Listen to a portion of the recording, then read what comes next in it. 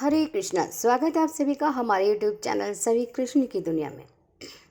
सावन के पवित्र महीने की शुरुआत 22 जुलाई से हो रही है, यानी अब से बहुत ही करीब कुछ ही दिनों में। तो सावन के इस पवित्र महीने में भगवान शिव को समर्पित होता है और भगवान शिव की पूजा होती है। तो इस महीने में भगवान शिव को हमें क्या अर्पित करना चाहिए और क्या नहीं, इसकी जानकारी हम सभी को होनी चाहिए। जैसे कि सावन के महीने में भक्तजन शिवजी भगवान को प्रसन्न करने के लिए विशेष उपाय करते हैं, शिवजी की पूजा करते हैं। करते समय गन्ने का रस, बेलपत्र, इलायची, दूध और लौंग, गंगा जल आदि भगवान शिव को अर्पित करते हैं। और वहीं कुछ ऐसी चीज़ें भी बताई गई हैं जिनको सावन के महीने में अर्पित नहीं करना चाहिए भगवान शिव को, क्योंकि इन चीज़ों को अर्पित करने से पूजा का शुभ फल नहीं प्राप्त होता। भगवान शिव इन चीज़ों को अर्पित करने से नाराज़ हो जाते हैं, इसलिए ये चीज़ें हमें कभी अर्पित नहीं करनी चाहिए।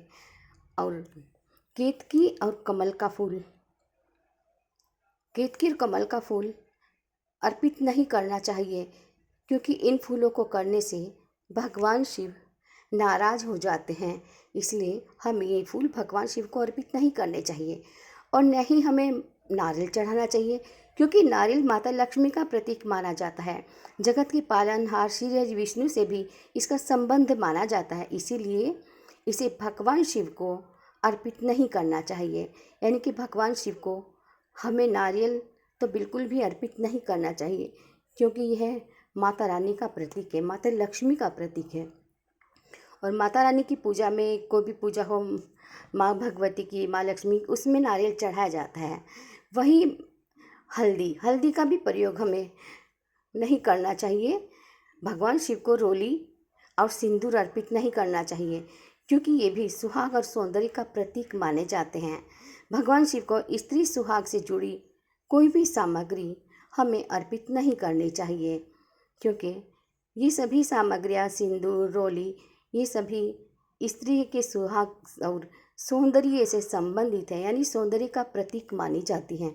तो इसलिए हमें सिंदूर और रोली भगवान शिव को कभी भी अर्पित नहीं करनी चाहिए।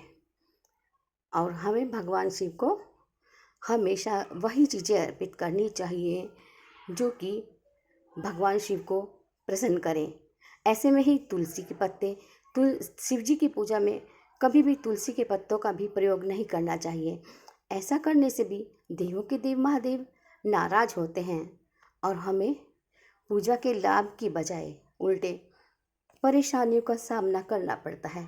इसीलिए हमें भगवान शिव को तुलसी भी अर्पित नहीं करनी चाहिए। जानकारी आपको कैसी लगी बताइएगा, और हमारे चैनल को लाइक, शेयर व सब्सक्राइब अवश्य कीजिएगा। हर हर महादेव, हरे कृष्णा, जय जय श्री राधे।